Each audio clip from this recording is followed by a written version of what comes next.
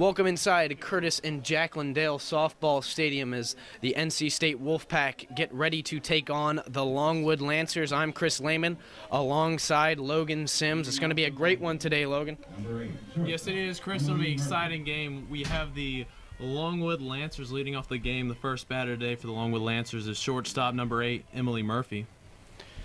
Murphy comes into this game with a 188 average. She started all 16 games thus far for the Lancers. She's up against starting pitcher Courtney Mirabella. First pitch in, and it will be ball one, low and inside.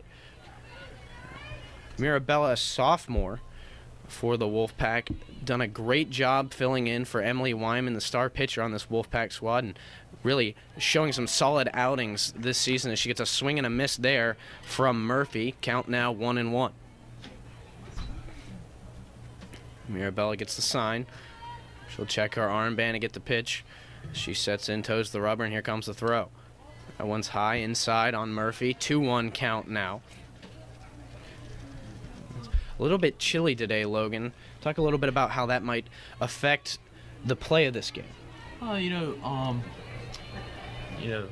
Mirabella's got to keep her arm on when she heads into the dugout and make sure she can keep her pitches going. The softball pitch is a little bit more natural for the throwers. They can throw a couple more pitches than a normal baseball player would. So she's still got to keep her arm warm with this cooler weather. This last week we've had upper in the 60s, maybe even touch the 70s a little bit. So that'll affect her mostly.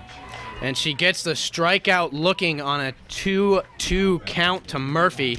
So a good start to the game for Courtney Mirabella. She strikes out the leadoff batter for the Lancers. Now coming up to the plate will be right fielder Justina Augustine. She has a 292 average so far. Not known as really a power hitter. She does have 2 doubles, but no triples or home runs this season so far. She gets strike 1 from Mirabella on the first pitch. Augustine steps back in and sets up, and Mirabella ready to pitch. That one straight down the middle, strike 2. Quickly ahead, 0-2 in the count is Mirabella. A great start for the sophomore. She's come out extremely aggressive today, going right at the batters. And she'll get her sign, looking to strike out the second batter of the day. That one fouled straight back by Augustine and out of play. So she'll stay alive. Count still 0-2. 1 out here in the top of the first inning. NC State taking on the Longwood Lancers.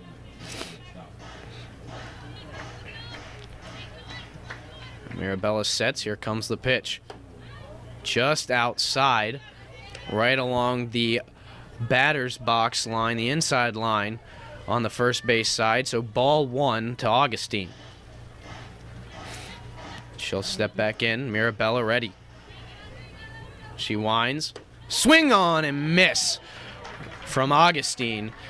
And 2 strikeouts to start the game for Mirabella, and this is exactly what you want to see, Logan. Exactly what we want to see, exactly what we'd expect to see. We came into the game talking about how she's only pitched 43 innings, and yet she has 60 strikeouts to account for. And with that, she only has, I believe it was 19 walks. So she's very efficient, keeps the ball in the strike zone, keeps the ball in the park. Very efficient pitcher. And she gets the strike on the first pitch, and that's what she's done well just to start this game. She's only faced 2 batters, but she's done a great job getting ahead in the count or staying even and allowing herself to keep her pitching options open. Here comes the pitch. Low and outside. This batter is Megan Baltzell, the catcher today for the Lancers.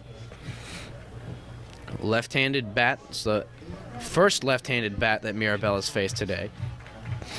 Megan's a senior who's batting .289 on the season. And she hits that one hard and deep to left field, going back to the warning track, reaching over the wall, not making the catch, Tyler Ross, and that's a home run for Megan Baltzell and an early lead for the Longwood Lancers.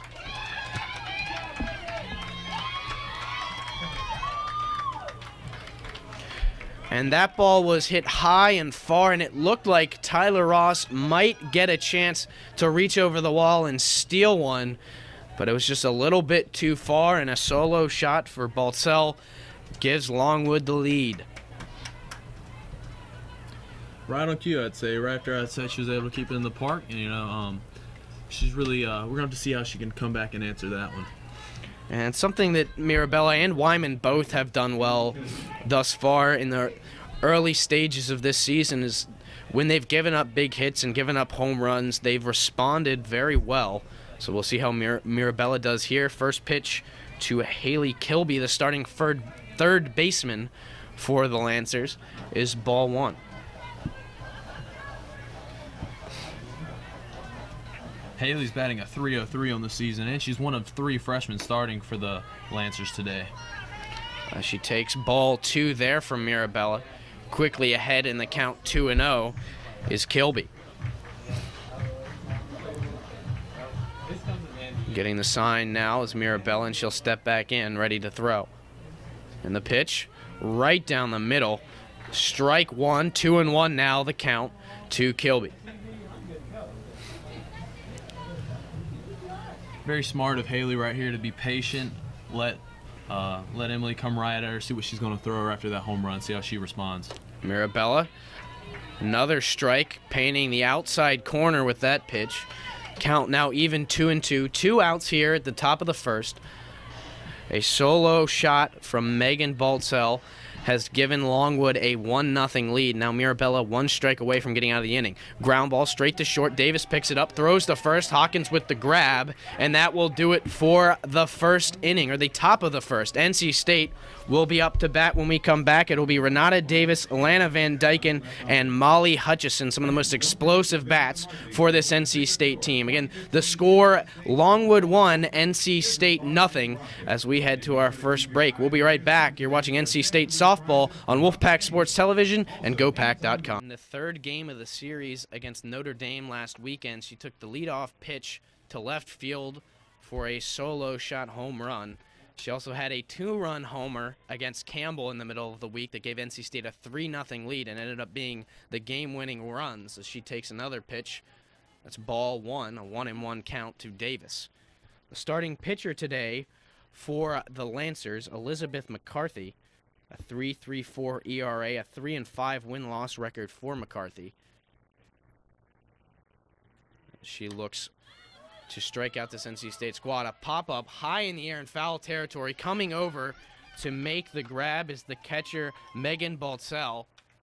And she gets the first out of the inning. A pop-out for Renata Davis, and that will bring up Lana Van Dyken. Great play right there by Baltzell. It seems like there's a little bit of wind as we look out at the flags. They're definitely moving a little bit, so that seemed to throw a little bit of a curveball on that catch for the catcher there. Nevertheless, she makes the catch, and Davis is retired, so now stepping in Van Dyken. A 294 average for her. She has also started all 18 games as she takes the first pitch for ball 1.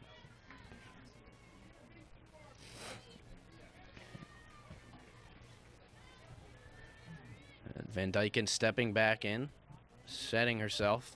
McCarthy ready in the pitcher's circle. And here comes the pitch. That one in there for strike 2. Or excuse me, strike 1. A 1-1 count with 1 out for Van Dyken. No one on base. As NC State looks to respond to the home run from Megan Baltzell. She takes another one. That's strike 2. Now ahead in the count is McCarthy with a 1 ball, 2 strike count. Van Dyken stepping back in. McCarthy ready. Here's the pitch. High and outside. Evening the count now, 2-2.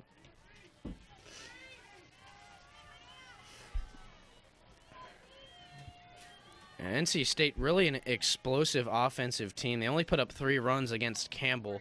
But Campbell, a very strong softball team. As Van Dyken takes that one, and that will fill the count up 3-2. But NC State exploded against the Notre Dame Fighting Irish last weekend, who were previously ranked.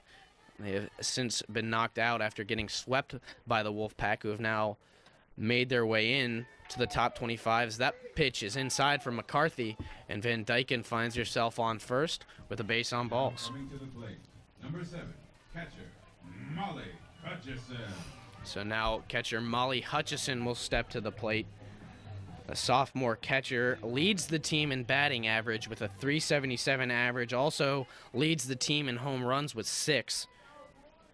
She has 12 RBI to tie her for second behind Tyler Ross, who has 15.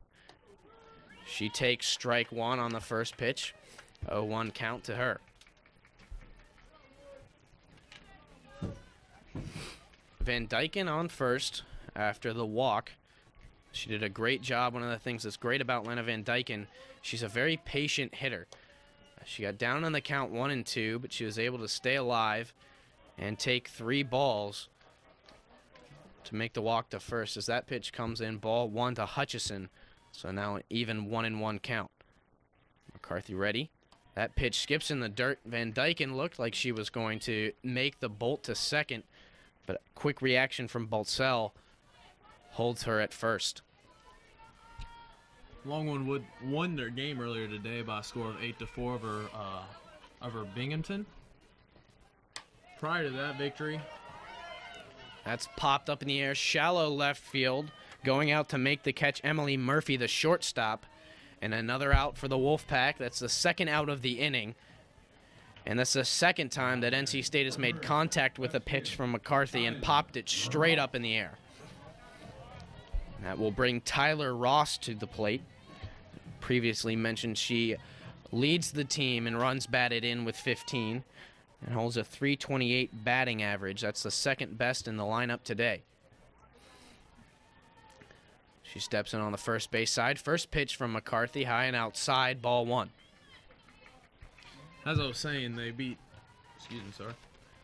Binghamton by a score of 8-4. It was 4-4 going into the 6th inning, for they exploded for 4 runs in the top of the 6th to win that game. As a foul ball here.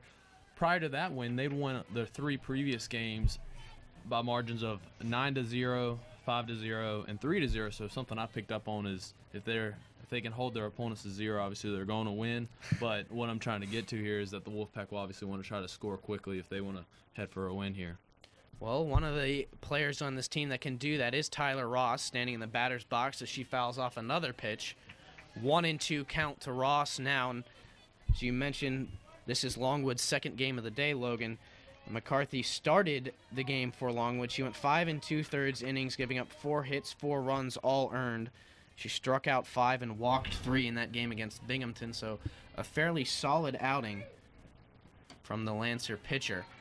As that pitch comes in, it's high on Tyler Ross. Ball 2, and evening the count, 2 balls, 2 strikes.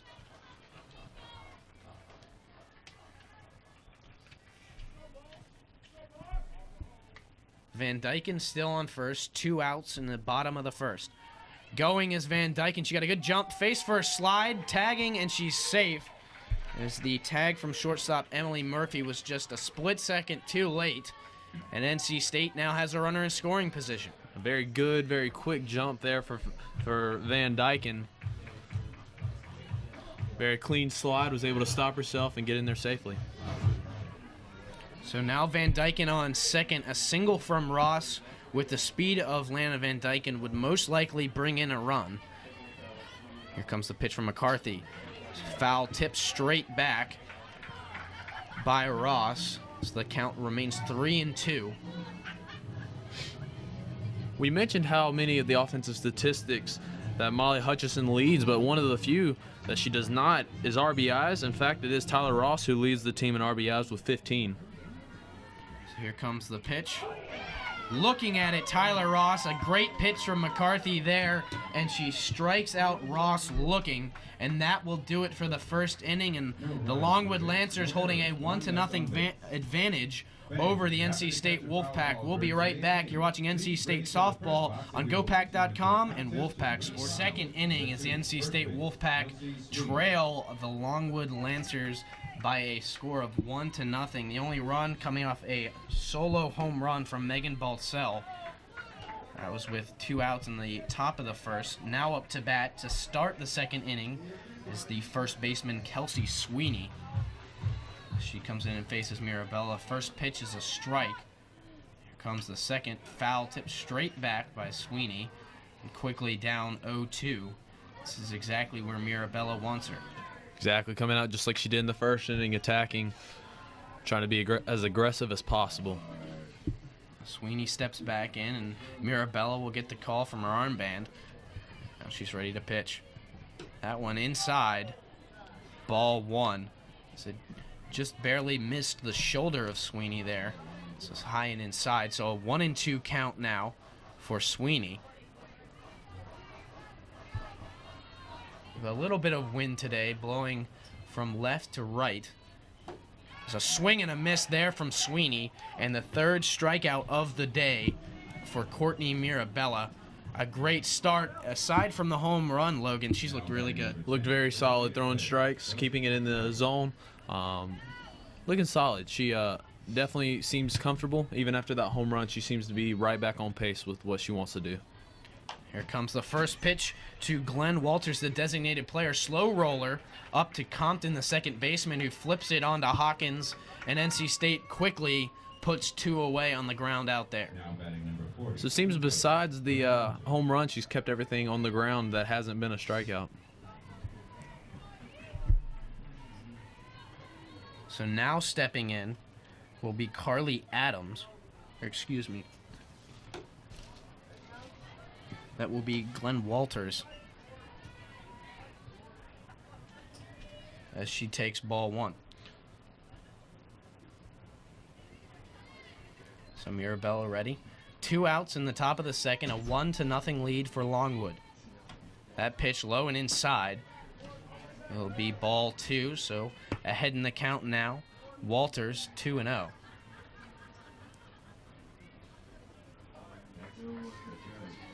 Mirabella gets the sign. She'll toe the rubber. Here comes the pitch. That one catches the outside corner of the plate. Mirabella puts across the first strike on Walters.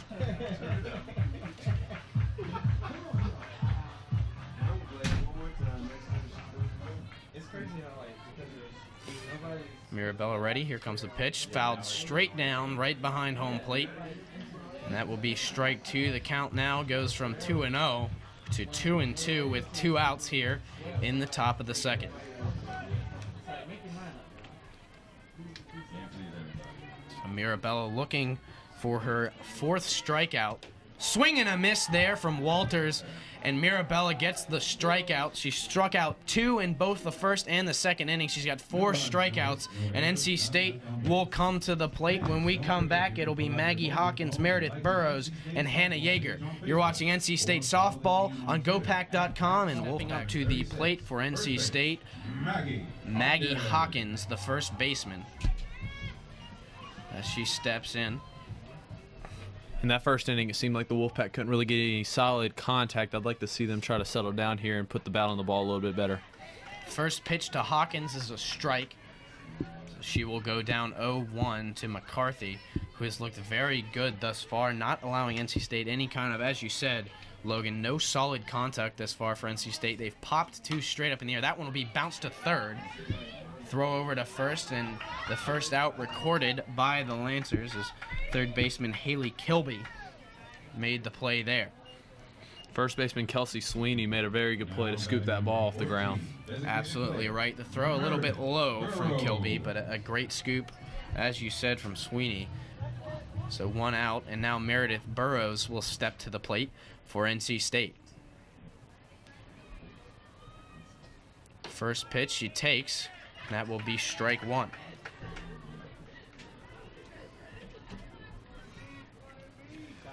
Burrows is the designated player today for NC State, so she's not in the field, just batting. And she's struggled a little bit as of late. She's picked up a lot of strikeouts, so she is tied for the lead with Hannah Yeager in strikeouts, or excuse me, tied for second with 20 strikeouts as she takes ball 1. If I'm Elizabeth McCarthy here, I'd be very careful though, because Meredith only has 7 hits, but 3 of those hits are home runs. So she's a power hitter when she puts the bat on the ball. She's got her in a pitcher's count now, 1-2 the count for Burrows as she gets ready to face another pitch from McCarthy. Here comes way outside from McCarthy there, evening the count, 2-2. 1 out here in the bottom of the second. NC State trailing by a score of 1-0 to the Longwood Lancers. McCarthy deals that one. Changeup, very slow, but it dips below the strike zone. The count now full at 3-2. So a great job by Burrows to battle back and get the pitch count to its limit.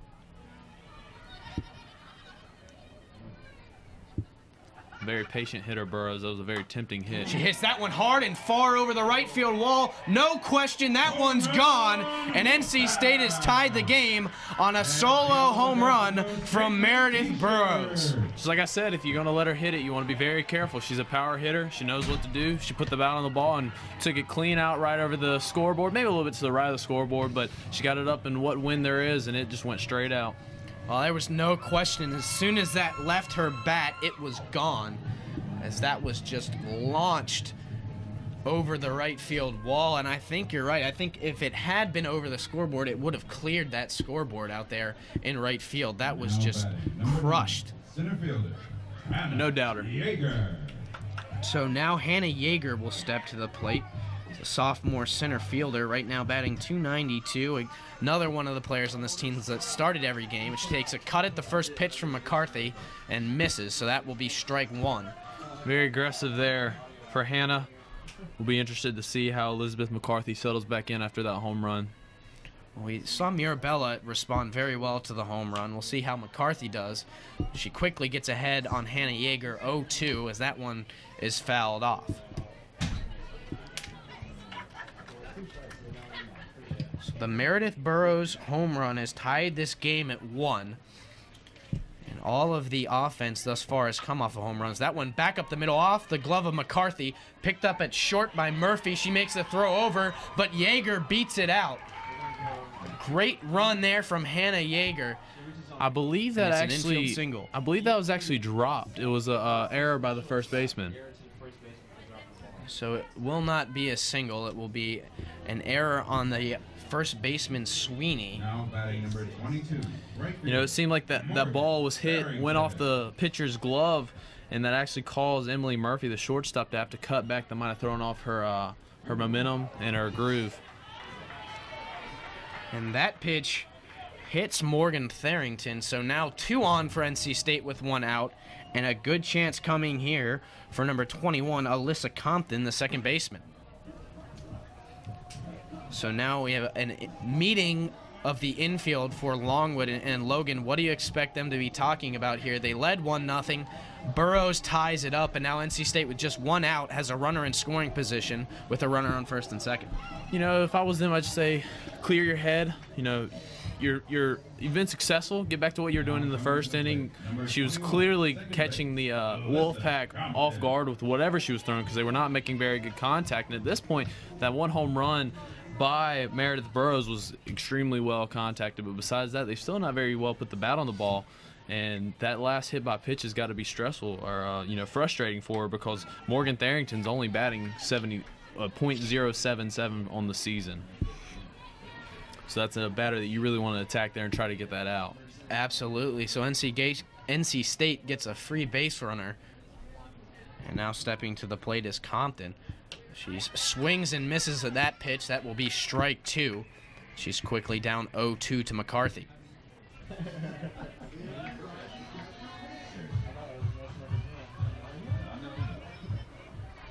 Tharrington standing on first.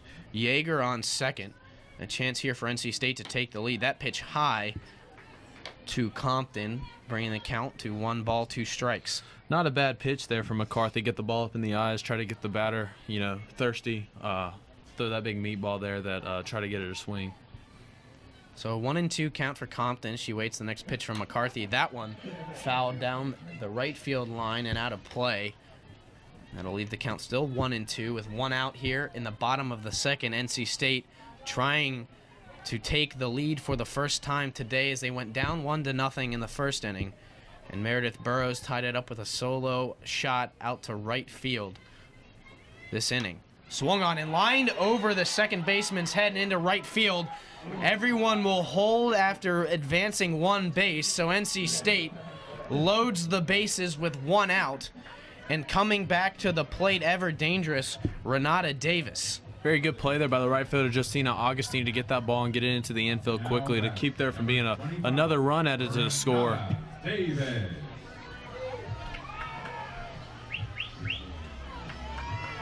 So Davis steps back to the plate.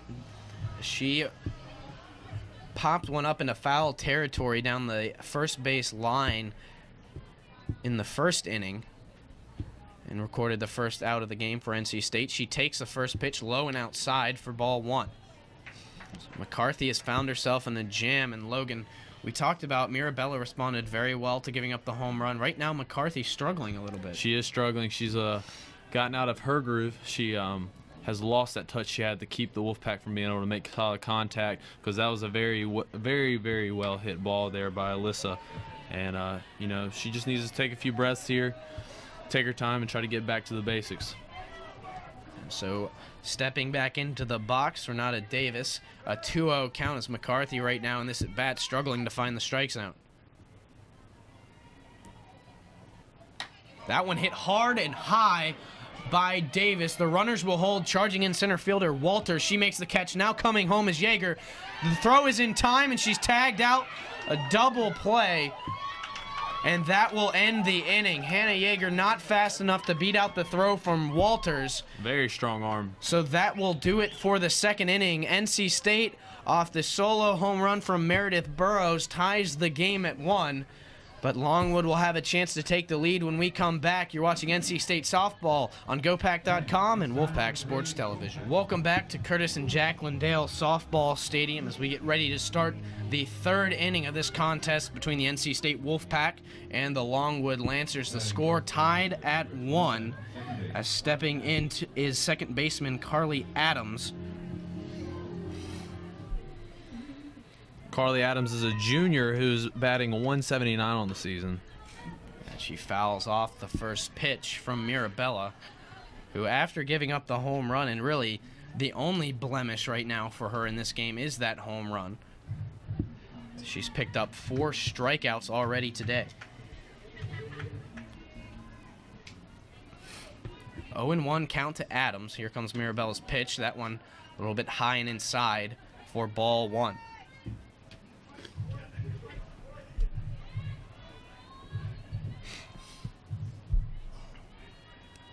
Adams on the year, 179 average. She started in 15 games so far, and she'll hit that one. Slow roller to Compton at second. Easy throw over to first, and NC State gets the first out of the inning on a 4-3 putout. And after the home run, Mirabella has not let a hit out of the infield as Kilby grounded out to shortstop. She struck out Sweeney and Walters, and Siaka was a 4-3 putout as well. So a great performance so far from Mirabella. Swinging and missing now is Casey Lifsey, the left fielder for the Lancers. Very good bat at the bottom of the lineup for the Longwood Lancers. She's batting 297 on the season. And she takes the second pitch, evening the count, 1-1. And you see that a lot in softball. You see a stronger batter rounding out the lineup for these teams to try and get some momentum going as you get back to the top of the order. Almost showing bunt there was Lifsey, but she pulls up and takes ball 2.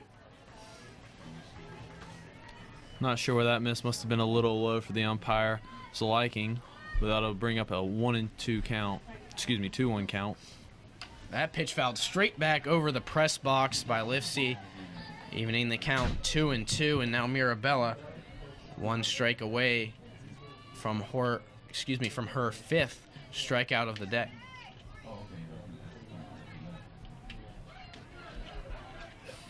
Here comes the pitch. Struck her out looking. Great pitch there from Courtney Mirabella, and Casey Lifsey becomes the 5th strikeout of the day for the NC State pitcher, and NC State has put the first 2 batters away here to start the 3rd inning. Chris, that was a nasty pitch. That looked like that was going to be well inside, and it came flying back in over the plate. Very good pitch for Mirabella.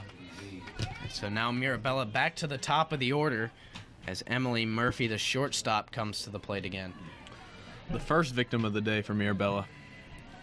She has an 0-1 count right now. Second pitch coming in. Swung on a hit hard to left field. Ross will field it, but that's going to be a single for the shortstop, Emily Murphy. And so with 2 outs, the Lancers have a runner on first.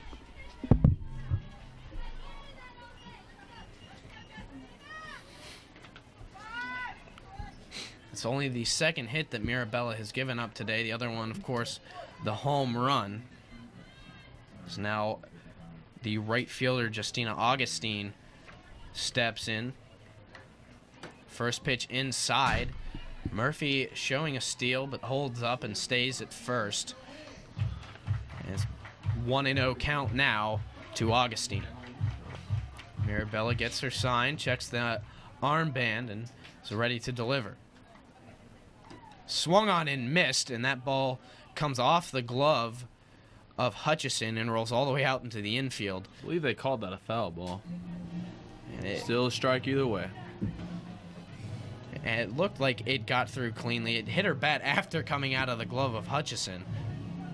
Nevertheless, Augustine sits a 1-1 count now with a runner on first and 2 out here in the third inning. Mirabella ready. Now Augustine set, and here's the pitch. Swung on and missed. And that is strike 2 to Augustine. Mirabella still looking for that 6th strikeout. She struck out 2 in each of the first 2 innings, looking to do so here again in the third. Here's the pitch. Swung on and fouled straight back over the head of Hutchison, and Augustine stays alive.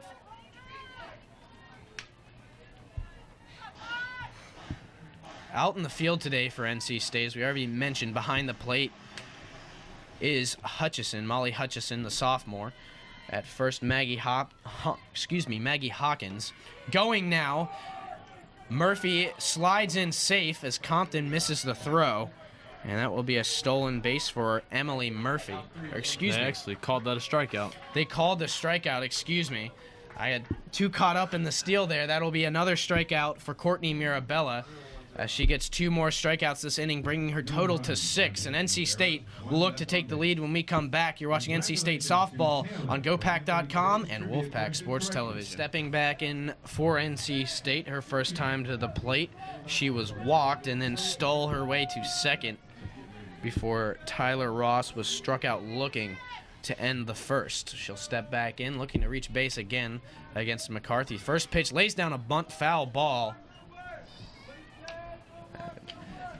A lucky bounce there for the Lancers. If that ball hits in fair territory and stays, the speed of Van Dyken would likely get her to first before a throw. So an 0-1 count now to Van Dyken, who's leading off the third inning for the Lady Wolfpack. Standing on deck, Molly Hutchison, the catcher. As she will look to continue a very strong offensive effort, as last weekend she just lit up the scoreboard for the Wolfpack. As that pitch in low for ball 1 on Van Dyken. Count 1 ball, 1 strike. Here's the pitch. That ball is low as well. 2-1 now to Van Dyken. And one of the things that might work in NC State's favor is their at-bats seem to be a little bit longer right now, forcing McCarthy to throw some more pitches, which gives you more opportunities for mistakes out there, Logan. It really does. They're lengthening the at-bats, like you said. It's bringing up these long 3-1, 3-2 counts, and this brings up more options for Van Dyken as the batter. She could possibly lay down another bunt, try to catch off guard the defense. She probably won't, but like I said, it just opens up options. So Van Dyken now in a hitter's count, 3 balls, 1 strike. McCarthy ready. Swung on hard by Van Dyken, and she misses the pitch. Strike 2. Now a full count. I believe she was trying to put a run up on the board by herself there, Chris. She certainly looked like she wanted to. And now the payoff pitch coming from McCarthy.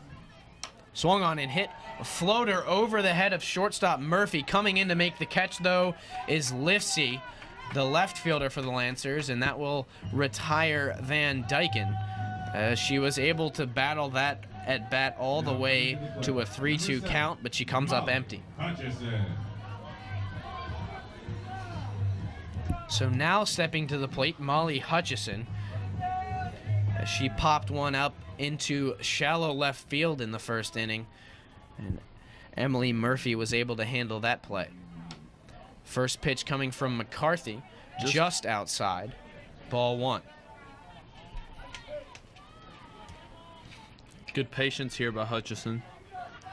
She took the first pitch. We'll see what happens here on the second as McCarthy's ready. That one also outside. Hutchison takes ball 2. And you don't want to get behind in the count to Molly Hutchison, because if you give her something to hit, she very well may take it out of the park, as she put 2 out against Notre Dame in the first of a 3-game series last weekend. A hard swing there from Hutchison, as it looked like she was swinging for the fences there. And now a 2-1 count to her. Very, very aggressive swing. But it's still a batter's count. She'll step back in there and try to be patient and see what she can get. Hutchison back in. McCarthy ready for the pitch. Here it comes. High and inside. And that brings the count to 3-1. 1 out here, no one on base for the Wolfpack in the bottom of the 3rd inning. The score still tied at 1. Both teams have hit a 1-run home run. As that pitch comes in straight down the middle, I'm not sure what Hutchison was looking at there. A great pitch to hit. And the count now full as she takes strike 2. That pitch almost seemed to dance across the plate. Really caught Hutchison off guard. So the payoff pitch coming here to Hutchison. She hits that one high back over the press box and out of play. And keeps herself alive with the foul ball there. Now Hutchison will step back in near the back of the batter's box on the 3rd base side. Just like we spoke about, another 3-2 count. Here comes the pitch, hit hard, fouled back into the netting behind home plate. And that was the 7th pitch of the at-bat to Hutchison. So again, NC State battling hard. Van Dyken was able to do the same thing to lead off this inning. Unfortunately, she flew out to left. We'll see what Hutchison can do here. Swing and a miss on that pitch, as it was foul tipped back into the glove of catcher Megan Baltzell. And that will be the 2nd strikeout of the day for McCarthy as she retires Molly Hutchison. The other batter that McCarthy struck out earlier today was Tyler Ross, and that's who steps in now. She struck out looking to end the 1st inning. She takes the first pitch, though, here, and that's ball 1. Ross will step back in.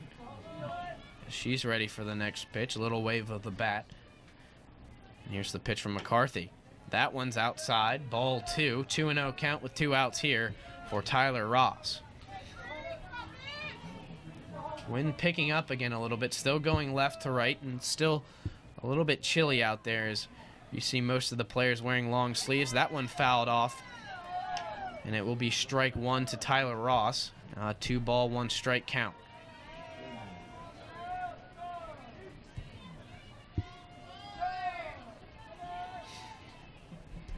McCarthy ready, and here comes the pitch. High and outside on Ross there, and again a hitter's count, Logan, as NC State's done a great job being patient and letting that pitch count for McCarthy get up there. Exactly. They're very comfortable. They're taking their time. They're letting McCarthy throw to him, see what she gives them, and his, they're not swinging at things they should not swing at. And that one is taken by Ross. It's a strike.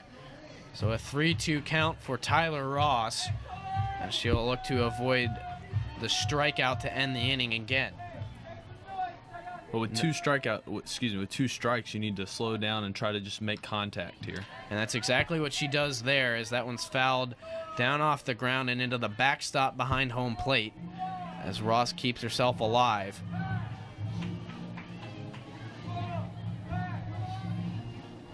Ross steps back in for payoff part 2. McCarthy will deal. Swung on and popped straight up in the air. Baltzell behind home, tracking it, leans over and makes the catch, so a pop out will end the inning as NC State goes down in order. The score after 3 innings, NC State 1, Longwood 1. We'll be right back to start the 4th inning. You're watching NC State Softball on Wolfpack Sports Television and Dale Softball Stadium. So we get ready to start the 4th inning. NC State locked at 1 with the Longwood Lancers. I'm Chris Lehman alongside Logan Sims for this game this afternoon. NC State, for the first time this season, after spending 4 weeks receiving votes for both top 25 polls, have moved into the 25th spot and are finally ranked after sweeping the Notre Dame Fighting Irish. They also came away with a 3-1 victory over the Campbell Fighting Camels earlier this week. The first pitch to the leadoff batter of the inning, Megan Baltzell, is a strike, and she takes a big cut at the second pitch. Quickly down 0-2 in the count, and this is a strikeout that Mirabella would love to have after giving up the home run to Baltzell in the first inning. So far, Baltzell's done about everything. She's got the 1 run for the Lancers, and she's also has 2 spectacular plays at catcher. And she hits that one hard out to center field. Going back, it's gone just over the end in NC State, and Baltzell 2 at-bats, 2 home runs, a great start for the catcher.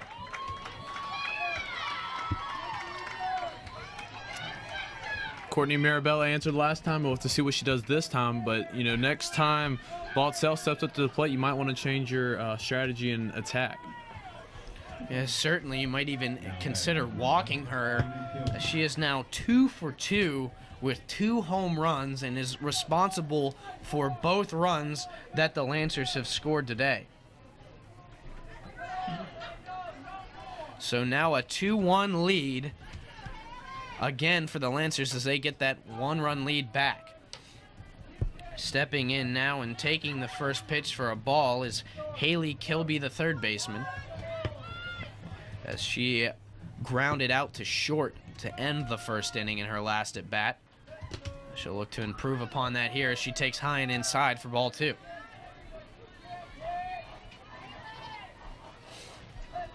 I'll tell you, Logan, NC State is going to have to figure out what they're going to do when Baltzell comes back up, because she is completely dominating this NC State squad right now. I agree. Whatever Courtney Mirabella threw to her on that second pitch looked like it caught her off guard a little bit. She danced a little bit with that swing. Wasn't quite as pretty as the home run swing. You know, she kept her feet planted with that swing. So whatever they threw to her there caught her off guard. You might want to try that a little bit more. Just do something. I mean, if anything, don't pitch to her. And so now the umpire will have a quick word with the head coach, Kathy Riley, who is also the first base coach for the Longwood Lancers. I'm not sure, but she does not seem pleased about something. It may have been a strike call or something. I'm not sure what she wants to talk to the home plate umpire about right now, but their conversation is over, and a 2-2 count to Kilby. No outs here in the top of the 4th inning, a 1-run lead for Longwood. That pitch right down the middle, strikeout looking for Kilby, and that'll be the first out of the inning and the 7th strikeout for Courtney Mirabella. So aside from the 2 home runs that Mirabella's given up, she has pitched spectacularly, Logan. Beautiful game. 7 strikeouts, on pace for another 2 strikeout inning, depending on what happens here with the next batter, Kelsey Sweeney. But very beautiful game, very well pitched. You know, she settled down both times with the home runs and stepped right back into the pitcher circle and kept her game up to a high level. So as you said, first baseman Kelsey Sweeney at the plate now. She took ball 1. Here's the second pitch, and that one catches the inside corner, evening the count. 1 ball, 1 strike. So 1 out here in the top of the 4th inning. No one on base for Sweeney, but a 1-run advantage. Here comes the pitch from Mirabella. Fouled straight back by Sweeney, strike 2. And NC State has done a good job, and one of the things that they struggled with last weekend was fielding, as they had a combined, I believe it was 5 errors in the first 2 games against Notre Dame. They settled down, and they haven't had any yet today.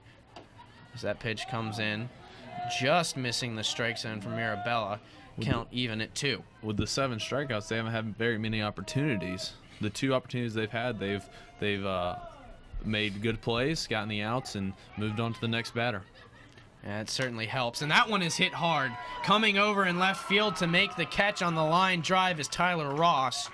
And that will be the 2nd out of the inning for Longwood, Now batting number 10. as Sweeney lines out to left field. So now stepping in will be the designated player number 10, Chelsea Siaka. First pitch, swing and a miss. Strike 1. In her first at bat, Siaka grounded out to second base. It was a slow roller and an easy play for Alyssa Compton. She'll look for better contact here in this at bat.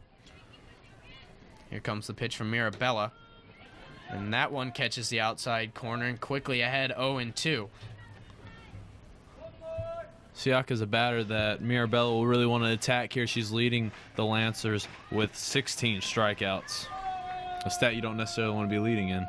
Exactly, and there's the 17th. Mirabella, again, a 2-strikeout inning. Her 8th strikeout of the game. The only blemishes on her record, 2 home runs. So a 2-1 lead as we head to the bottom of the 4th. For the Longwood Lancers. NC State will look to answer. They'll have Maggie Hawkins, Meredith Burrows, and Hannah Yeager coming to the plate when we come back. You're watching NC State Softball on GoPack.com and Wolfpack Sports Television. And we're ready to start the bottom of the 4th inning. NC State giving up another home run. Courtney Mirabella, the 2nd solo shot for Megan Baltzell today. And a 2-1 lead for the Lancers is stepping in now Maggie Hawkins, cutting at the first pitch, strike 1. McCarthy, not as impressive of a stat line so far as Mirabella, though she right now is the winning pitcher. And that pitch in low, ball 1 to Hawkins, so a 1-1 count to her. You really got to give a lot of credit to center fielder Glenn Walters with that put out she had at the plate there in the 2nd inning. Saved a run and possibly more. That one hit straight up the middle, a line drive into center field by Hawkins, and she'll lead off the 4th inning with a single. And this is something that this NC State squad has done very well this year. When they've gotten down and found themselves in tough situations, they've responded very, very well. Now coming to the plate, number 14, Meredith Burrows. And now the lone scorer for the Wolfpack comes up to the plate, Meredith Burrows. Like I said earlier, if she puts the bat on the ball, she's very dangerous. I'd be very careful here if I was Elizabeth McCarthy. And certainly since you've seen Baltzell pick up 2 home runs already, it certainly isn't out of the question as Hawkins will have a pinch runner coming in. I believe it's number 5, Molly Martin, the sophomore. Right. So Molly Martin will pinch run for Hawkins. In at first base, the pinch run for the Wolfpack is number 5, Molly Martin. I believe that may be to add some more speed on the base pass. That's possible. She does not have any stolen bases nor any stolen base attempts this year. But nevertheless, she is on first, and Burrows at the plate now for the Wolfpack takes strike 1.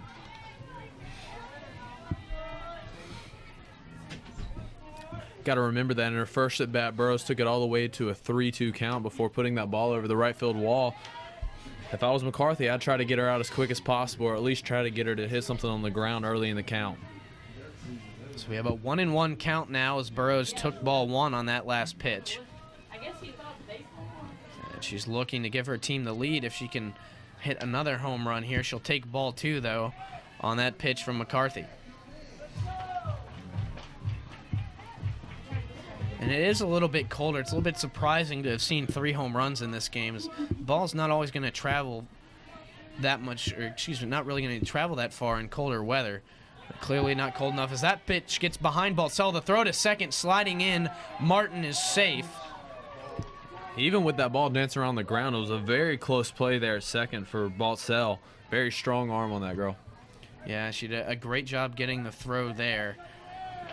But it just wasn't quite in time, so Martin stands on second. after that wild pitch from McCarthy. The last time they got a runner into scoring position, the Wolfpack was unsuccessful, so you want to see what they can do here. Now on the 3-1 count, Burrows takes strike 2, and the count now full. As you mentioned earlier in the bat, Logan, this is where Burrows was able to knock one over the wall in right field.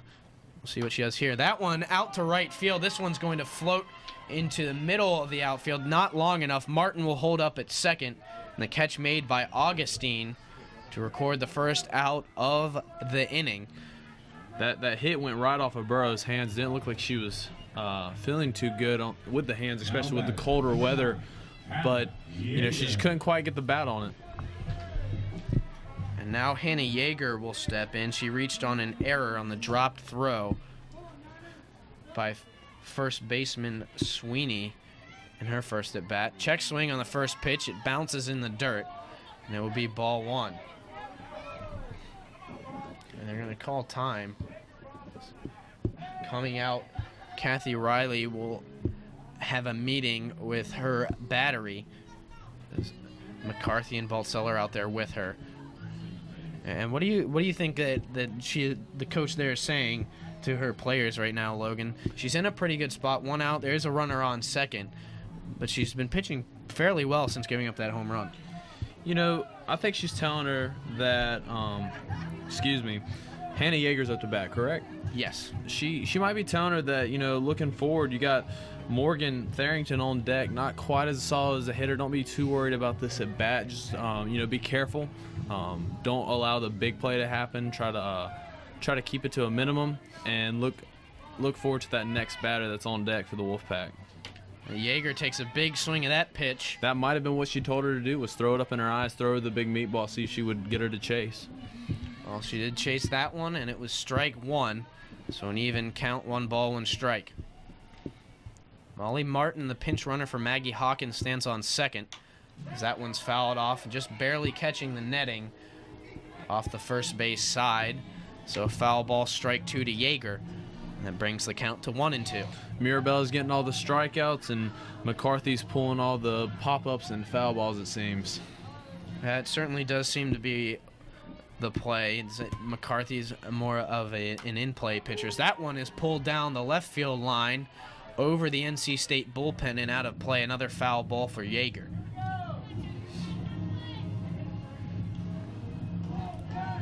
One out here in the bottom of the 4th. NC State trailing the Longwood Lancers by a score of 2-1. As that pitch catches the outside corner, and Hannah Yeager strikes out looking for the second out of the inning. Third victim of the day for McCarthy on the strikeout ball. Second looking. Morgan Tharrington. And now Morgan Tharrington, who was hit by a pitch in the second inning to kind of start an NC State rally that fell short, steps into the plate, and she takes ball 1. Hey, it was very smart of McCarthy there, just trying to put it over the plate, being very careful with this batter. And not willing to hit her, obviously. Certainly not your most dangerous bat in the order in Tharrington. But you do have a runner in scoring position. As going around on that pitch is Tharrington. Strike 1. And now McCarthy 2 strikes away from getting out of the inning. And Molly Martin, the pinch runner, still stands on second after a wild pitch from McCarthy in the Burrows at bat. That one fouled straight back by Tharrington, and she stays alive. But NC State really struggling with the bats today, which is surprising. Not really what you see very usually, especially since against Notre Dame, who was previously ranked in the top 25 last weekend, just let NC State run all over them. They put up a total of 21 runs. As swinging and missing at that one is Tharrington. So 2 strikeouts to end the inning for McCarthy, and we'll head to the 5th. The score, Longwood 2, NC State 1. When we come back, Longwood will be at bat. You're watching NC State softball on GoPack.Glendale Softball Stadium on the campus of NC State University in Raleigh, North Carolina, as we get ready to start the 5th of 7 innings in this softball matchup between the NC State Wolfpack and the Longwood Lancers. I'm Chris Lehman alongside Logan Sims. And Logan, NC State trailing 2-1 right now. What do they need to do to get themselves back on top? Well, first of all, they need to get through this inning without any blood being drawn. It seems that Courtney Mirabella has been able to get through the entire lineup of the Longwood Lancers besides the catcher, Megan Baltzell. So the three batters this inning, she might be able to get through without any more blood drawn. And then going forward, they need to start putting a bat on the ball, making good contact, and just try to, produce some runs. So Mirabella deals strike one, and now a swinging strike two on Glenn Walters, the center fielder today for Longwood. She grounded out to second in her first at bat, and now down 0-2 in the count to Mirabella here in the fifth inning. That pitch is high, and it will be ball one, a 1-2 count now on Walters. A good waist pitch there for Mirabella, throwing it up in the eyes. Another meatball like I spoke about in the last inning, trying to get her to swing, go after something up high, maybe get her to chop under it. Here comes the pitch, low and outside by Mirabella. Count now even 2-2. Good try. She tried to curve that and cut the corner. Good attempt there for Mirabella. So her last two attempts to get the strikeout fail. Another chance here with an even 2-2 count. Swung on and missed by Walters. The 9th strikeout of the day for Mirabella, who after the last inning was on pace to tie her career high here at NC State of 14 strikeouts, which came earlier this season. She now has 9. Up to bat now is Carly Adams, one of 2 batters in the Lancers lineup that has not struck out today. That's correct. The other one, Megan Baltzell, who, as we know, has really hurt NC State with 2 home runs and the only 2 runs of the day so far for Longwood. If the score holds, it'd be Baltzell that single-handedly beat the Wolfpack as far as runs are concerned. And a foul tip there from Adams brings the count to 0-2.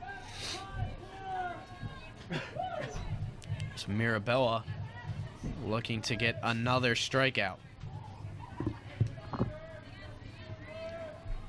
Here's the pitch to Adams. That one's high. Ball one, a 1-2 count, 1 out.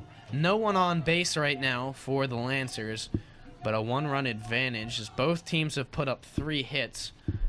Only thing is, 2 of the hits for Longwood are home runs by Megan Baltzell, and Meredith Burrows has the 1 home run for NC State. A swing and a miss there Number from 10. Carly Adams. That's strikeout number 10, and now only 1 batter has been able to get through without striking out against Mirabella.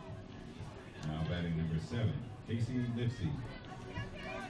And that is 3 straight strikeouts for Courtney Mirabella as she struck out Chelsea Siaka, the designated player, to end the 4th inning. Now at the plate, Casey Lipsy, the left fielder, takes strike 1. If I was the Lancers, I wouldn't be so worried about going after the first pitch on Mirabella here. I mean, she's throwing consistently first pitch strikes. So you might want to go up to the plate a little bit more aggressive if you are the Lancers. That pitch hit hard, but way foul down the left field side and out into the street. So an 0-2 count and another chance for a strikeout for Courtney Mirabella, this time against Casey Lipsy, who, of course, in her only other at-bat, struck out. Showing bunt, she pulls back, fouled back. This one down the first base side, out of play. And so staying alive, Casey Lipsy, as she tries to extend the inning for Longwood and maybe extend their lead. Mirabella ready. She toes the rubber. Here comes the pitch. That one popped up into left field. Coming in to make the catch, Tyler Ross. She snags it.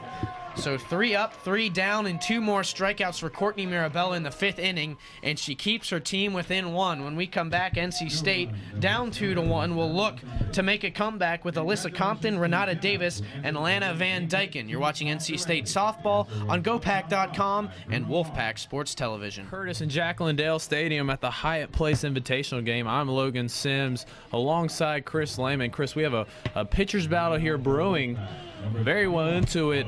Wolfpack down 1 going into the bottom of the 5th inning. What do you think they got to do? Well, they need to find a way to get some offense. The only offense they've gotten is off the home run from Burrows. As that one is hit hard to right field, but it's going to float up and not quite make it to the warning track, making the catch Justina Augustine, and that will be the first out of the inning. A good cut there, though, for Melissa Compton. Alyssa Compton came out really aggressive. You know, first pitch, can't really blame her. I don't blame her. That's a good idea. You know, I'd be wary for Renata Davis to go after the first pitcher, because it'd be, you know, depending on what she does, a 2-pitch, 2-out would be a great start to this inning for McCarthy. So we're going to see what Renata does here. And she's going to take strike 1. She does. That might have been her pitch, but, you know, smart to take that there. Yeah, and she certainly is one to swing at the hittable pitches. She's very good at recognizing those, and we see her take the first pitch and knock it out of the park very consistently, really. It's almost her trademark here at NC State as she takes ball 1, evening the count 1-1. So 1 out here in the bottom of the 5th. NC State starting to run out of time. Certainly not out of time yet, but they are down by 1, and McCarthy has done a great job keeping them off the board. That pitch coming in a little bit high. Ball 2 to Renata Davis. Renata Davis, Van Dyken, and Hutchison might be getting towards the end of their at-bats, though, if the lineup cannot turn around their success so far. Now, the good thing for NC State, or at least for this game, is that they've been able to get some production and get some base runners in the bottom of their lineup, which is something they really weren't able to do last week. Now, the problem is, while the bottom of the lineup is getting on base, it's the top of the lineup in Davis, Van Dyken, and Hutchison, as well as Tyler Ross, probably the 4 best bats on this team. Only one of them has reached base. That's Lana Van Dyken, and that is on a walk. And who would have thought that? And that will be ball 4 to Davis. And very so patient at bat. Very good, very patient at bat. Way to get a base runner, maybe start producing and manufacturing some runs here for the Wolfpack. So now Lana Van Dyken will come back up. As we mentioned, she was walked in the first inning. She flew out to left field, though, in the 3rd. So she will step back in, looking to get NC State back into this game. Davis on first. And here's the pitch from McCarthy. Swing and a miss there from Van Dyken, strike 1. Good aggressive swing there. Trying to get it out of the infield and get a good base hit.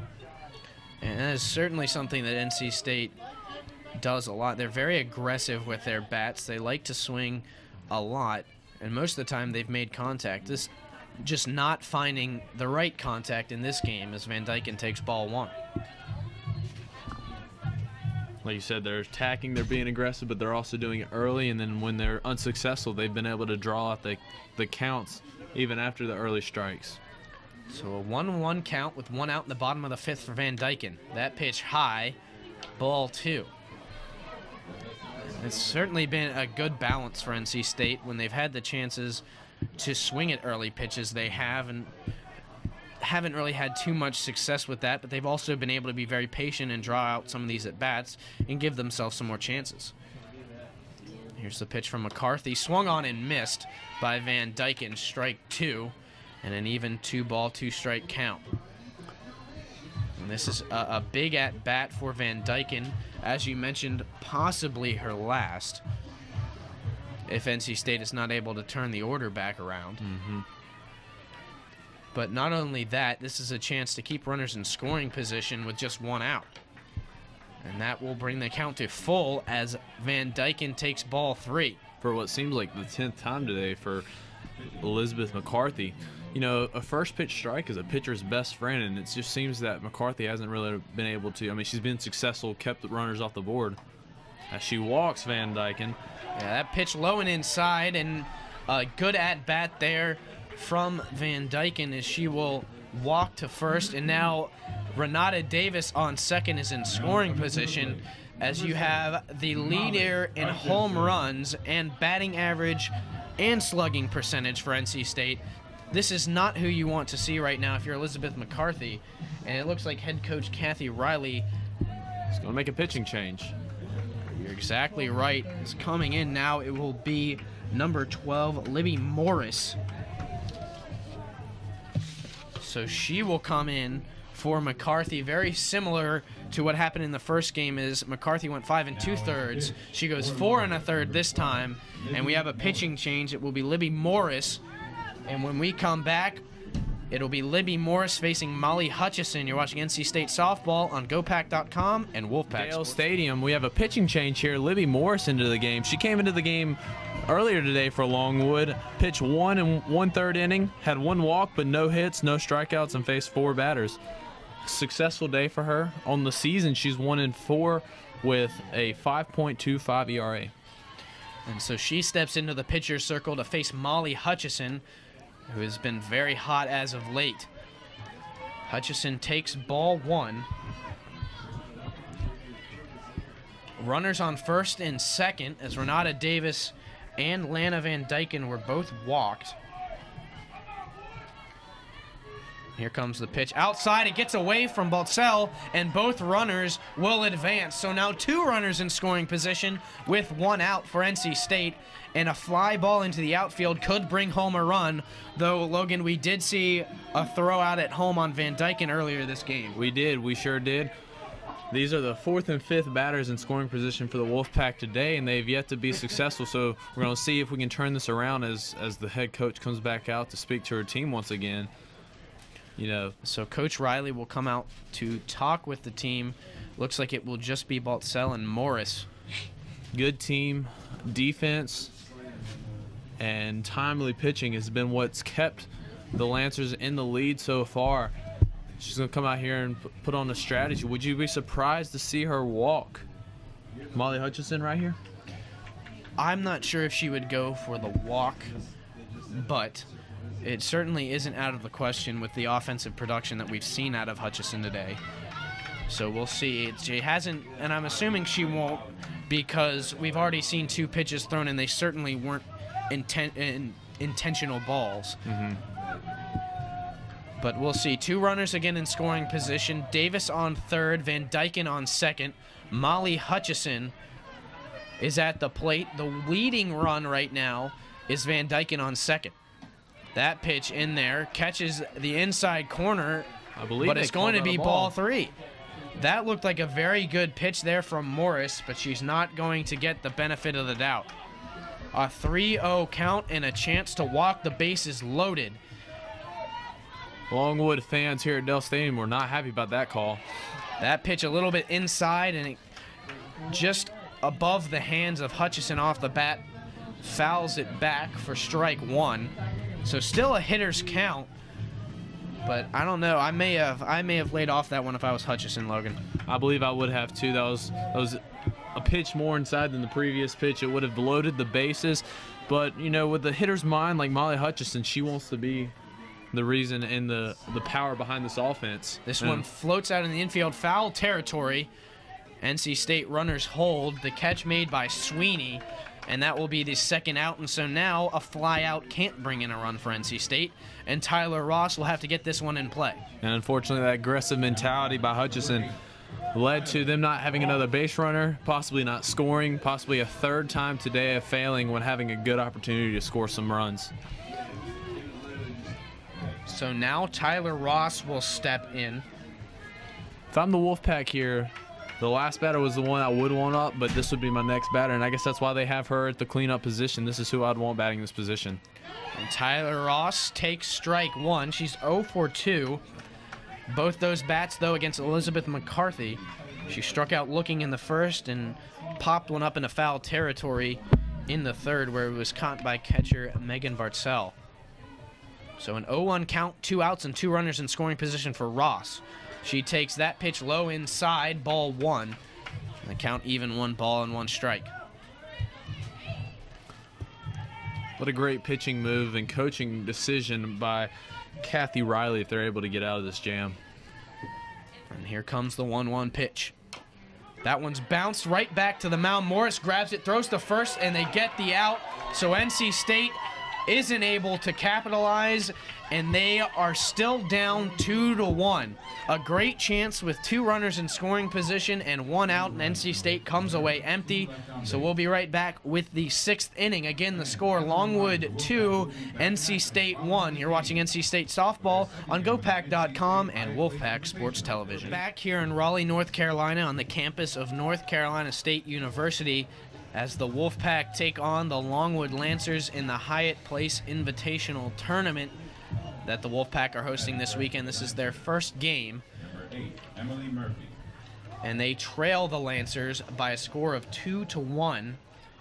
And Courtney Mirabella will once again face Megan Bartzell this inning. She will be the 3rd batter, and she is responsible for both runs that the Lancers have scored. Emily Murphy, though, up to the plate right now. She is 1 for 2 with a single and a strikeout. And she swings and misses at strike 1 to lead off the 6th inning. If you're Mirabella here, you do not want to allow these first 2 runners to get on base. That puts her in a very deep hole if she has when Bartzell comes up to bat. And so the second pitch taken, ball 1 to Murphy. 1 ball, 1 strike. Mirabella, outside of Bartzell, has done a great job. She's got 10 strikeouts, which is incredible through 5 innings as she deals ball 2 there to Murphy. She's picked up 2 strikeouts in every inning so far. So a 2-1 count now to Murphy. Here comes the pitch. That one's high. Ball 3, so a hitter's count here for Murphy. And like you said, this is not where NC State wants to be. And we are getting a little bit of rain now, so the ball might be getting a little bit slick.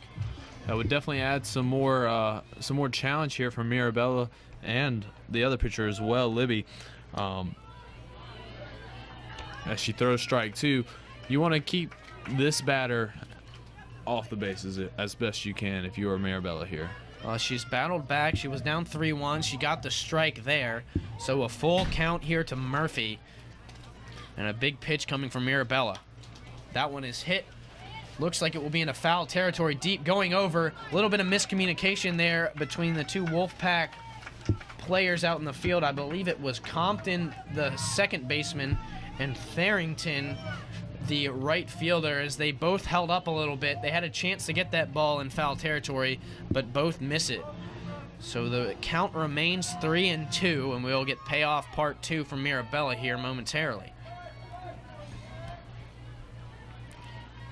As it continues to rain and dampen the field, that's also going to change the field of play as ground balls will stay down. You need to, as a defender, keep your glove down lower.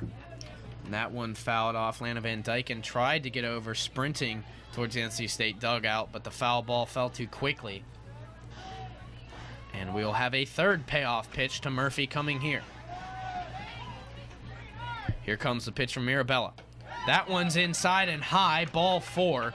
And so after staying alive with 2 foul balls, Emily Murphy draws the walk, and she leads off the inning and reaches first. We're going to have a pinch hitter here for the Lancers, number 18, Katie Shinrock, the senior.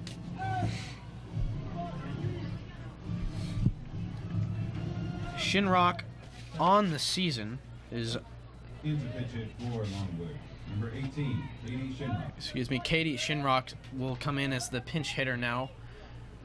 As you mentioned there, Logan, she does have a runner on first in Murphy. On the season, she's only a 161 batting average. She has played 10 games and started all 10. She goes for the bunt there, and it goes foul for strike 1.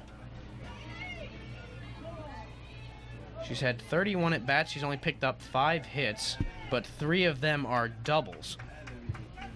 And a double here could bring in Murphy if it's out far enough. She's showing bunt, though. That one taken. NC State ready for the bunt play, and it's another strike to Shinrock. 0-2 count. That may be what they brought her in for. She may be a better buncher than some of the other players for the Lancers. And it's not likely that she bunts here with 2 strikes, though. Though she is still showing. She'll pull back, foul tipped, straight back behind Hutchison off the backstop. And staying alive is Shinrock.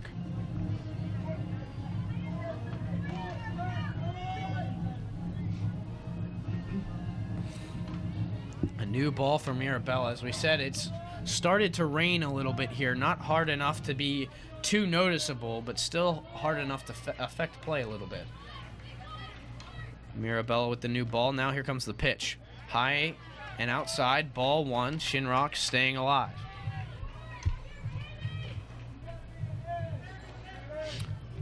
Here in the 6th inning, earlier today against Binghamton, the Lancers exploded for 4 runs, so this is a dangerous inning for the Wolfpack.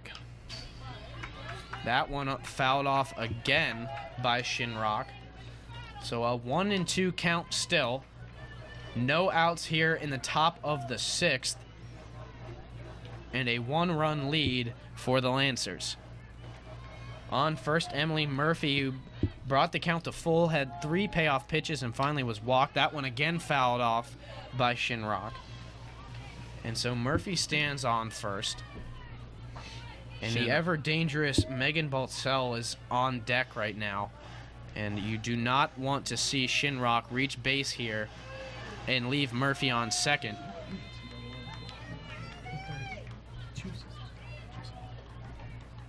Here comes the pitch, taken for strike 3. Catching the outside corner, Courtney Mirabella, her 11th strikeout of the day, and she sends Shinrock back to the dugout. Confused. That was a very, very good pitch. Curved right around the corner of the plate, catching it and being the 11th strikeout. So now we have a meeting at the mound. NC State will try to figure out what they're going to do with Baltzell here. Baltzell, 2 seasons ago, led the NCAA with home runs with 30 of them. Very impressive statistic there, and is 2 home runs away from tying the Longwood season record for home runs in a season. I'm sorry, career. So she's got 4 on the season, including the 2 today. And she's going to step in. And again, she is 2 for 2 with 2 home runs. Looks like they're going to walk her. They're going to walk her, it looks like, as that pitch is way outside from Mirabella. And Molly Hutchison not even crouching down fully. They're just going to let Baltzell have the base. That was an extended talk there for the head coach. Maybe they were talking. She might have asked her how she felt going into this. Well, they've decided to walk Baltzell as here comes ball 3. Mirabella has to be a little bit careful. That one over the head of Hutchison. She was able to make the catch. You don't want to let Murphy advance on a wild pitch. You'd rather her just have to walk, and there's ball 4. So an intentional walk for Baltzell, and with 1 out, there are runners on first and second. It's coming to the plate, number 11, Haley Kilby, the third baseman. She's 0 for 2 on the day with 1 strikeout and a ground out in the first inning. This will be a big at-bat again for Courtney Mirabella, is at this point trying to keep her team within a run. Every at-bat is big. The first pitch taken by Kilby for ball 1. It's a very dangerous batter. She's leading her team in batting average with a .303 coming into the day. She takes ball 2 there. And in the first game, Kilby went 1 for 3 with 1 RBI. She scored 2 runs as well. So she's had a fairly strong day to start. That was in the game against Binghamton that occurred at 9 o'clock this morning. So a 2-0 count now to Kilby. Here comes the pitch from Mirabella. Right. That one right down the middle, strike 1. NC State in a tight spot right now. Top of the 6th inning, 1 out for the Longwood Lancers, and NC State trailing 2-1. Emily Murphy, after being walked to lead off the inning, stands on second as that pitch comes in for ball 3 on Kilby. And then the intentional walk to Megan Baltzell put Murphy on second and Baltzell on first, and that's where we stand now. And a 3-1 count for Kilby. Here's the pitch from Mirabella. Again, right down the middle. Strike 2, and we have a full count. Correct me if I'm wrong, but I believe Emily Murphy is the first runner that the Lancers have had in scoring position today. That is correct, if you don't include the 2 home runs, of course. That's the first runner on second, as that one's chopped down the third base side, foul, immediately collected by Van Dyken and given back to Mirabella. And Kilby will come back as she stays alive on that foul ball. A moment ago down the third base line, Emily Wyman was warming up in the Wolfpack's bullpen. She's since returned to the dugout. So Mirabella with the pitch. That one hit right down the middle, splits through the legs of Davis. Rounding third, coming home Murphy. She's going to score as the throw's cut off by Van Dyken. And that will be another run for the Lancers. They now lead 3-1. Just outside the outstretched glove of Van Dyken, and then under the legs of the shortstop Renata Davis into the left field. Very tricky ball. Was not able to be corralled by the Wolfpack, and unfortunately gave up a run for the Lancers. Fortunately for them. And that will be an error. So, not an earned run there. As that pitch comes in to Kelsey Sweeney, the first baseman. Strike 1. Next pitch, check swing, but it's still a strike. Catching the inside corner was Mirabella. 0-2 count now to Sweeney.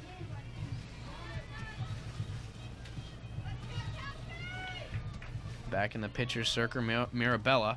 As that pitch gets past Hutchison as she drops it, and the runners advanced to second and third, and now a fly ball into the outfield likely would bring home Baltzell.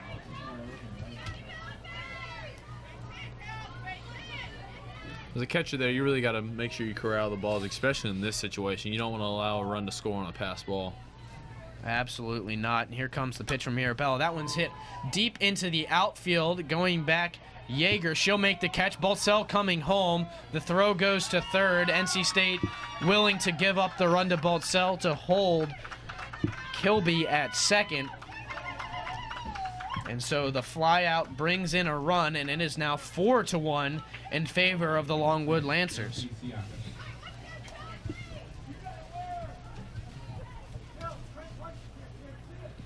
And now coming to the plate will be Chelsea Siaka, the designated player for Longwood in this game, as she takes a cut at the first pitch and misses. Strike 1.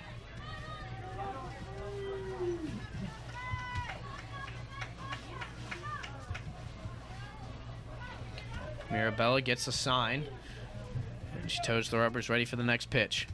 Here it comes. That one's outside. Ball 1. And now Logan, this comeback has become a lot more difficult for the Wolfpack, giving up the 2 runs here in this inning. It really has, but a third run in the 6th inning would definitely be a heartbreaker, or a 4th if they're able to put this over the fence. That one will float down into the glove of Hannah Yeager. A fly out to center for Siaka will end the inning, but not before the Longwood Lancers plate 2 more runs and triple their lead. They now lead 4-1. NC State will look to respond. When we come back, they'll have Maggie Hawkins, Meredith Burrows, and Hannah Yeager coming to the plate in the bottom of the 6th. You're watching NC State softball on GoPack.com. I'm Logan Sims alongside Chris Lehman.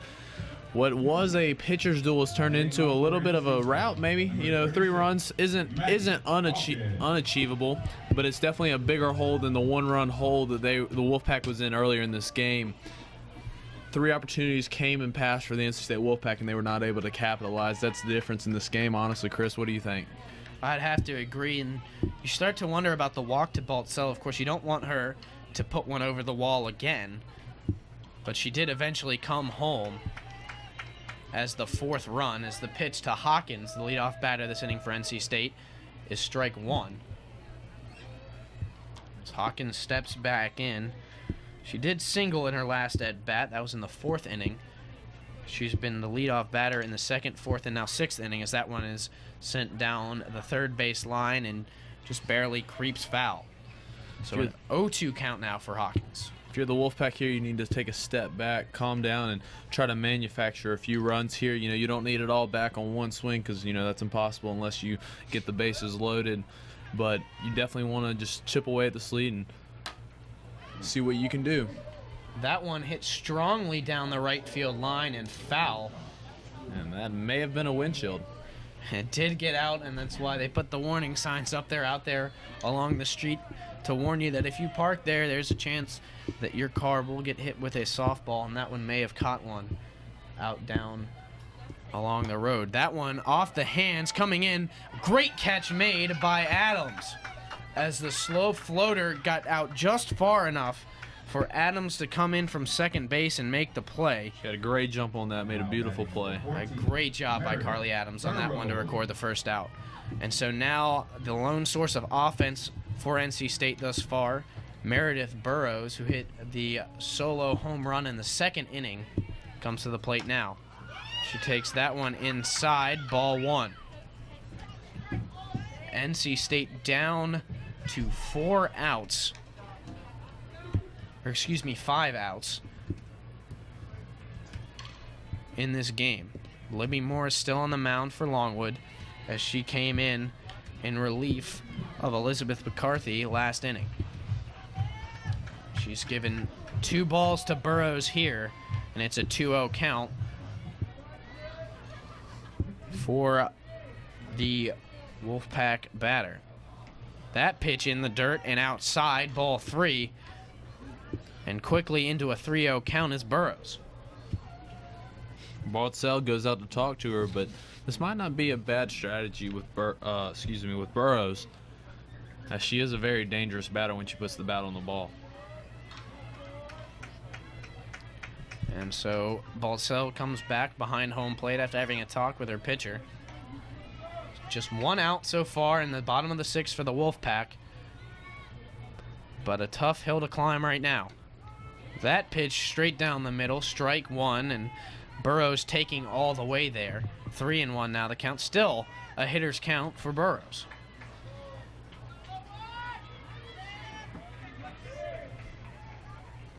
Here's the pitch. That one hit hard right to Carly Adams at second. The throw over to first, and that's the 2nd out of the inning. Now, as you said, it's down to 4 outs for the Wolfpack. And so NC State will retire another batter, and Hannah Yeager will come to the plate. She is struck out looking, and she reached on an error as well. That was in the 2nd inning. And they'll need her to reach base here to keep NC State alive in the inning. She takes ball 1 from Morris there.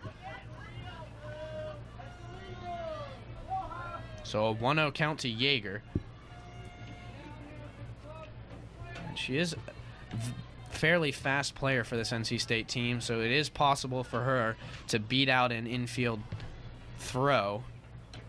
She takes a cut at that pitch and misses. Very healthy cut there for Yeager. Good swing, just unable to put the bat on the ball. Again, the score 4-1 in favor of the Lancers. NC State looking to mount a comeback here. Yeager, the 1-1 count. Swing and a miss, strike 2. And Morris is really making it tough for these NC State bats. Right here, Yeager just needs to take a step back and try to put the bat on the ball. You know, play a little, what was the game called? I'm not sure. Back when I was a kid, we'd always play a little. It's called pepper. Play a little pepper. Got a good laugh. That ball is fouled off by Yeager as the count still 1-2 with 2 outs in the top of the 6th. And she'll have another chance to play a little bit of pepper here, Logan. Exactly. Here comes the pitch. Swung on and missed by Yeager.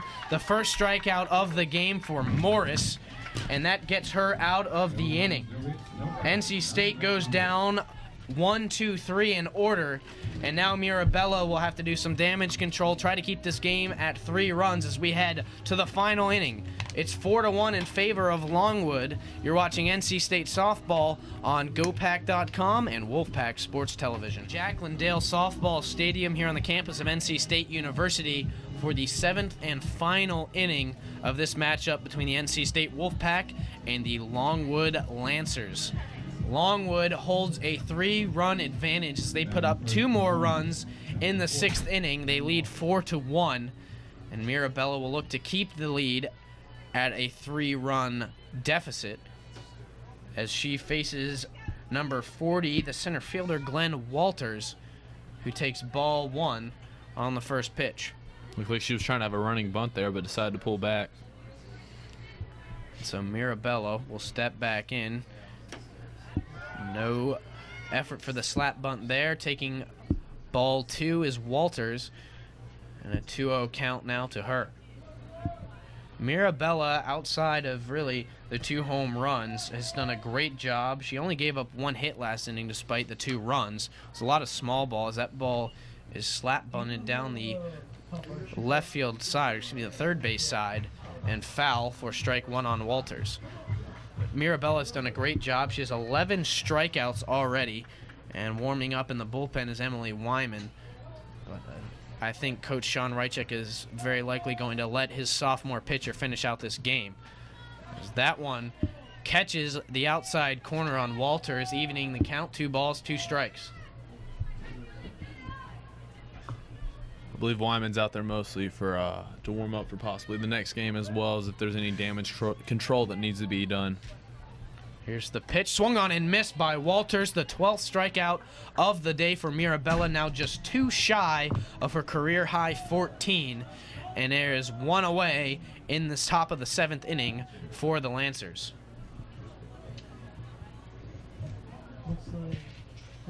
And it looks like we will have a pinch hitter, Krista Kelly, number 21.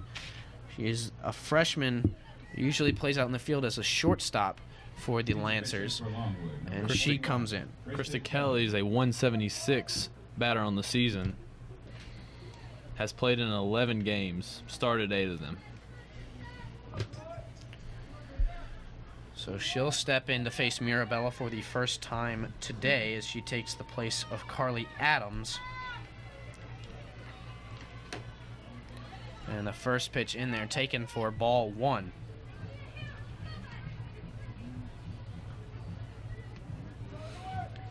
Mirabella working on a fairly good outing despite the fact that she's given up 4 runs.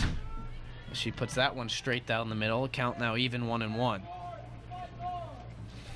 And really, Logan, you can't really put this game too much on Mirabella's shoulders. She's given up the 2 home runs, but outside of that, she's only given up 2 other hits. And of course, the inning partially extended by an error from Renata Davis last inning. That could have definitely shortened that inning. And then outside of, anything that's under her control, the center fielder for the Lancers made an incredible play back in the 7th inning. That was some damage control that, she had that throw out at home plate. This could be a completely different game if that had not gone differently, and if the Wolfpack can be able to capitalize on their other 2 opportunities. Yeah, that center fielder being Glenn Walters, who's not done so hot at the plate. 3 strikeouts. We just saw her strike out to begin this inning, and now a 2-2 count to Kelly. Here's the pitch from Mirabella, fouled off the hands by Kelly, and she stays alive. Just 1 out for Mirabella and the Wolfpack here in the top of the 7th as they trail Longwood 4-1. Maybe not a successful day for the freshman Glenn Walters under her standards, but definitely a great play that has had a great impact on this game from the center field position. And that one will float out into the outfield, sliding in, trying to make the catch of Starrington. She misses it under the glove, and Kelly thought about trying to go for second, but she holds up and retreats, so it will be a single. A great hustle play there by Alyssa Compton, the second baseman, to hold her at first base with a great, like I said, hustle play. Yeah, she did a great job getting out there and covering. And it looks like we're going to have another pinch hitter. It will be number 22, Jamie Barber, the junior. She's a fairly versatile player in the field. She'll play first base in the infield, but she's also able to play out in the outfield for the Lancers. Jamie Barber's batted 200 in her 13 games played. So with 1 out and a runner on first, the second pinch hitter in a row for the Lancers.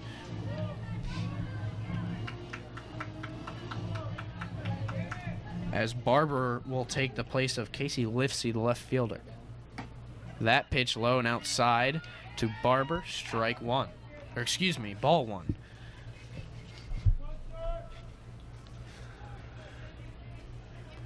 Mirabella gets the sign. She'll toe the rubber and ready for the pitch. Here it comes. That one pops straight up by Barber. Going back for it, Hutchison makes the grab and records the out. So a very short at bat for Barber. Great quick play there by Hutchison. Very tricky whenever it only pops up about 10 or 15 feet. She got her head up quick. Didn't even have time to throw her helmet off. So she's able to make the catch with the mask on. And now Emily Murphy, who scored the run that gave the Lancers a 3-1 lead in the previous inning, will step up to the plate.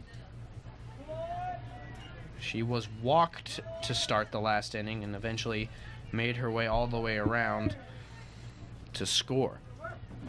A 1-0 count to Murphy. She fouls that one into the seats along the first base side. A 1-1 count now to Murphy. 2 outs in the top of the 7th. NC State looking to get back to the plate with a chance to get themselves back into this game, trailing by 3 right now. And here comes the pitch from Mirabella. Swing and a miss from Murphy, strike 2. And Mirabella looking to end her outing with an exclamation point, as if she is able to get this strikeout, it will be her 13th of the game. One short of, as we've already mentioned, her career high, 14. So Mirabella toes the rubber. Here comes the pitch. That one's high, ball 2. Evening the count, 2-2. Not a bad pitch in that situation. Trying to once again get the batter to go out and try to get a high strike. Here comes Mirabella, again a chance for the strikeout. That one lines straight into center field, going after it. Yeager off the tip of her glove, and it bounces all the way back to the wall. Tharrington picks it up. Coming home now, Kelly. Rounding third and sliding in safe is Murphy, and another run on the board for the Lancers. It's now 5-1.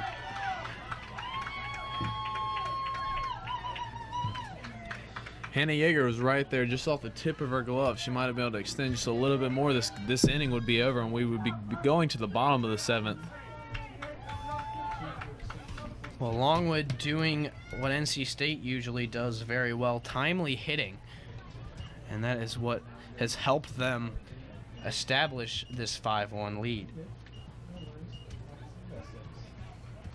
And that, Logan, really kind of seems to be the difference. NC State only has 3 hits in this game. Of course, one of them is the home run by Meredith Burrows that gave them the run. You've mentioned they haven't been able to capitalize with runners in scoring position. They aren't getting the timely hits that the Lancers are. At least it appears that way. They're really not, and that's what you need to be successful and to score the runs. It's kind of hard to score runs whenever you can't put the ball in play when you have people in scoring position. So a 5-1 lead now for Longwood. 2 outs here in the top of the 7th with a runner on third. That pitch taken strike 1. About halfway to the pitcher circle, she looks confused. And that is another pinch hitter, or excuse me, this is Katie Shinrock, who came in as a pinch hitter for Justina Augustine last inning. And that one bunted right down. Lana Van Dyken there for it. She makes the throw over to first, and NC State is out of the inning on a 5-3 putout, but not before the Longwood Lancers add another run to their lead. So NC State has to mount a comeback here, down 4, going to the bottom of the final inning. You're watching NC State softball on GoPack.com. Jack-Lindale Stadium. I'm Logan Sims alongside Chris Lehman for this Hyatt Place Invitational, the 4th game of the invitation. Olivia Morris remains in the game for the Longwood Lancers, as she's been very successful all day for them. What do we need to do? What does the Wolfpack need to do if they hope to get back into this game in the bottom of the 7th inning, down 4 runs, Chris? Well, the most important thing here is you have Morgan Tharrington coming to the plate and Alyssa Compton. They need to, at least one of them needs to reach base. in order to give NC State a good chance, as Therington takes strike one there from Morris, because that's the bottom of the order. If you get through those two batters, you then have Davis, Van Dyken, and Hutchison, who all have the potential to just explode here in the last inning, as that pitch is taken low by Therington, ball one. But again, these first two at-bats very important for NC State. It's the bottom of your order, usually not your best bats, but they're going to need to find some timely hits here. 1-1 count to Therington. Here comes the pitch. That one's hit hard down the right field line, and it stays fair as Therington beats out the throw, and that will be a single for Morgan Therington, and that is exactly what NC State needed. Exactly what they needed. Shinrock out in right field. Almost had that out put out at first, but fortunately for the Wolfpack, Therington was able to get there and get a runner on base. Like you said, as long as the Wolfpack can keep a runner on base, it'll be very dangerous going into the top of the lineup, as you already said, with Davis, Van Dyken, and Hutchison. So Alyssa Compton steps to the plate now. Not a power hitter. She's only got one double, and that is the only extra base hit she has this year. She takes ball one from Morris. She is 1 for 2 on the day with a single back in the second inning. And the other one was a fly out to right field. And that was a fairly well hit ball. She'll have to be a little bit more patient and look for a good pitch here, as that one looked like a good pitch, but it's going to be taken. I believe it was low for ball two. So a 2-0 count for Compton here. She's quickly ahead. This is exactly where you want to be if you're NC State. Again, Therington with the leadoff single stands on first, no outs. That pitch inside, dropped by Boltzell, but she recovers quickly enough to keep Therington at first, and a 3-0 count now to Compton. If you were Libby Morris, this is not a walk you can afford right now, not with the top of the lineup coming up. Now stepping back in, Compton. Morris toes the rubber, gets her sign, and here comes the pitch. Inside, ball four. So just what NC State wanted. They get back to the top of the order without expending an out. So Renata Davis comes to the plate with runners on first and second.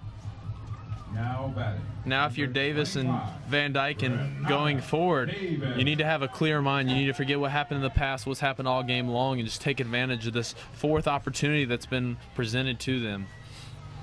And Renata Davis batted in both the first and second innings. She popped out to lead off the game for NC State, and then she flew out to center field in the second and was walked in the fifth inning. 3 in for 12. Thank you.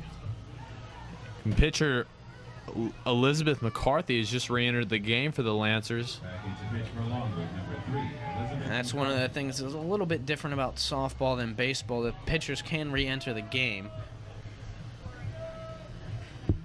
And so McCarthy back in, trying to finish this one out as Morris found herself in a jam. And we're going to take a very quick break here, and we'll be right back. Excuse me, it looks like that's all the pitches that Morris needs, so we'll continue play here. And Renata Davis will come back to the plate and face off against McCarthy. McCarthy will re-enter this game hoping to keep these pitch counts low and get some quick outs. Try to put this game away for the Lancers. I think in this case, if you're Renata Davis, watch for that first pitch. She's gotten a lot of good first pitches, especially from McCarthy in this game. And she certainly is a very good first pitch hitter. This might be a moment where she's going to hope to cut it to a one-run lead in one pitch. Here comes the pitch from McCarthy. It's high, ball one. So a 1-0 count to Renata Davis. Runners on first and second for the Wolfpack, down by 4, but they have yet to record an out in the 7th inning, so they're not done yet. Very smart by Renata to lay off that pitch. All she would have probably done there was pop it up into the infield. Second pitch also high, ball 2. And standing in the on-deck circle right now is Lana Van Dyken, the third baseman for NC State, and she represents the tying run. So a long way still to go for NC State, but it is certainly not out of the question yet. Here's the pitch right down the third base side, tagging up, going for the double play. They get it. A great play by Kilby at third as she picked the ball up, stepped on third, and made the throw to Sweeney at first. And just like that, NC State is down to their final out. A very clean, smart play there by Libby at third base. She did not hesitate. She picked it up, stepped right, and went back across. Very solid throw across the dime to the first baseman, Sweeney, for the double play. Very smooth play there for the Lancers. And so now Lana Van Dyken is the last hope for NC State after that double play. A crucial play for the Lancers. Van Dyken takes the first pitch, strike one from McCarthy. 0-1 count. NC State still looking to extend this game. Alyssa Compton, who reached on a walk as the second batter of the inning, is the lone runner left on base right now on second. That pitch misses the strike zone low. Count now even, 1 ball, 1 strike. All the Longwood faithfuls here in the crowd wanted that to be strike number 2. Van Dyken steps back in. McCarthy ready for the throw. Here it comes. Right down the middle, strike 2, and now NC State down to their final strike. A 5-1 lead for Longwood as they look to come in here and shock the Wolfpack, who have just recently been voted into the top 25. That pitch to Van Dyken is high. Count even again, 2-2. Molly Hutchison, if Van Dyken is able to reach base, will come up next. She stands in the on-deck circle. But first, Van Dyken has to get out of this jam. A 2-2 count to her. That pitch right down the middle, but it misses the zone somewhere. I'm not sure where, but it's ball 3. I'm thinking the umpire deemed that slightly high. That's the only thing I could really say there. So now a full count to Van Dyken. And here comes the payoff pitch from McCarthy. Swung on, strike 3, game over. NC State tried to start a rally. They got the first 2 runners on, but a double play and a strikeout ends the game as Elizabeth McCarthy comes in to save the day. The final score, Longwood Lancers 5, the NC State Wolfpack 1. And it just was a struggle from the get-go for the Wolfpack, Logan. It really was. Every time they had the opportunity, they could not take advantage, and that was the downfall for the Wolfpack today. They had four opportunities with multiple players in scoring position, had it first and second and third a few times, just were able to not get any runs across. The only run they were able to score was by Meredith Burrows. Just a very difficult game, very difficult to swallow here for the Wolfpack as they begin this Hyatt Place Invitational tournament. Not a way they were hoping to start, especially just after recently being voted into the top 25. All right, well, that will do it for our broadcast here, and weather pending, NC State will have another one after this game. We'll see how the weather holds up for the Wolfpack. Thank you for tuning in. For Logan Sims and the rest of our broadcast crew, I'm Chris Lehman. Again, the final score, Longwood 5, NC State 1. You've been watching NC State softball on GoPack.com and Wolfpack Sports Television.